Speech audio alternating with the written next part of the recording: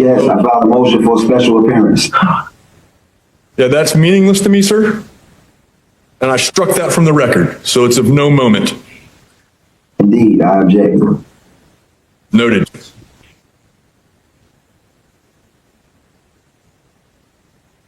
So I'm just going to set you over, Mr. Purple. Is that what you need? Yes, sir. Some more time? Yes. Yeah, guys, he was just sitting on that other date. Okay. All right. We'll see you back here on the 29th of May, sir. Thank you. Prince Pugh, would you please start a record? Yes, Your Honor, thank you. This is State of Indiana versus Prince Pugh. The cause number is 64D012305, ISO F54448. Defendant is present in court in person by video conferencing, is here with counsel, Mr. Steve Provost, State of Indiana by Gary Gurman. I think it's an F6, though. That's just a typo.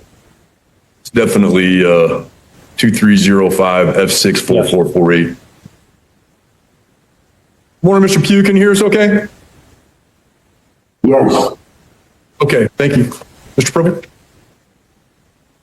Your Honor, I don't have anything new to report to the court. I haven't been able to see Mr. Pugh since he was rearrested on this matter. However, I have reviewed the pleadings that Mr. Pugh has filed, and I guess I'm looking to get some clarification from the court and Mr. Pugh as to my office's involvement in this matter, Your Honor. From what I've read, it appears Mr. Pugh is desirous of representing himself in this matter and has filed his own pleadings in accordance with that desire. But I want to be clear if in fact that is what he wants and if my office should be withdrawing from this case.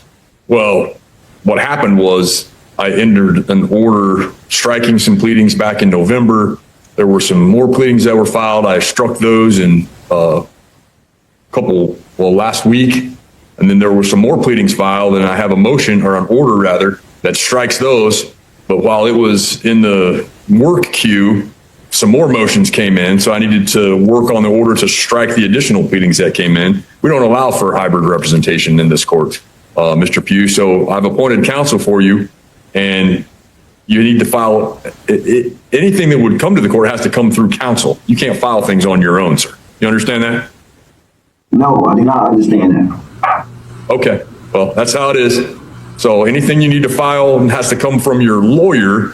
And if it doesn't come from your lawyer, I will strike it from the record because we don't allow what we call hybrid representation. Okay. I object. Okay, we'll note your objection for the record, sir. Your Honor, do we need to have any discussion with Mr. Pugh on whether he wants to proceed pro se? I don't have a motion from him to proceed on his own and without counsel. May I ask, I understand you're not going to address it today, Your Honor, but just so I'm clear. I mean, he hasn't filed that motion. Yes, I filed a motion for a special appearance. Yeah, that's meaningless to me, sir. And I struck that from the record, so it's of no moment. Indeed, I object. Noted.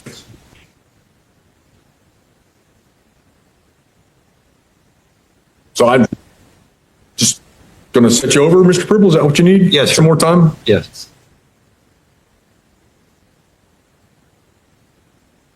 My Honor, are you aware that the respondent is a national citizen to the United States of America Republic, which is a sovereign government that has its own jurisdiction? Is the court aware of that?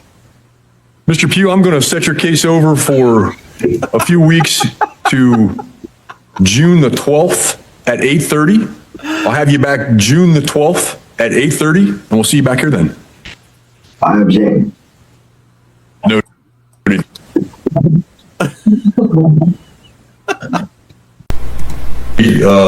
This denied that you want to subpoena Dwayne "The Rock" Johnson. I don't believe he's going to have anything relevant to talk about at the trial. We'll make sure this gets uploaded as well. I need that stamp as well. That needs to go in there too. Wasted a stamp on that one. Okay. Good?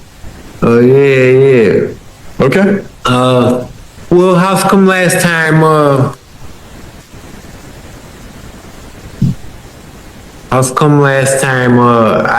tried to ask them if I could turn something into them through the correctional office. They told me they just fed me a story that they gotta ask somebody if they can or can't do that, and they tried to act like I wasn't allowed to do that. I don't know. I generally believe that when somebody tells me something like that, that there's some sort of administrative process they have to go through to actually do the thing that you're trying to get done, because they're trying to protect and keep people safe and all this. So what if I try to get them to do what you just asked me to, and they tell me no once again? Well, I think they're going to understand that I asked you to, right? Well, they didn't understand last time. Did you invoke the power of Judge Fish and say, Judge Fish told me to ask you to do this? Yeah, I told them that. and Okay. They wouldn't allow Mr. me. Emery, you want to approach and police this up? Yes, Your Honor. Yeah, I'm staying right here. We're adjourned, but I got another hearing, so you're free to go. Thank you, sir. Yeah. Yeah, you can take as long as you need. This hearing showcased a recurring courtroom challenge. What happens when a defendant rejects the legal framework the court is operating under? Throughout the proceeding, Judge Fish repeatedly emphasized procedural rules, particularly the prohibition on hybrid representation and the requirement that filings be submitted through appointed counsel. Meanwhile, the defendant continued raising objections, referencing sovereign citizen concepts, and attempting to pursue arguments the court had already rejected. The result was a hearing defined by procedural conflict rather than substantive legal debate. The judge ultimately stayed focused on scheduling and case management, refusing to be distracted by issues he considered legally irrelevant.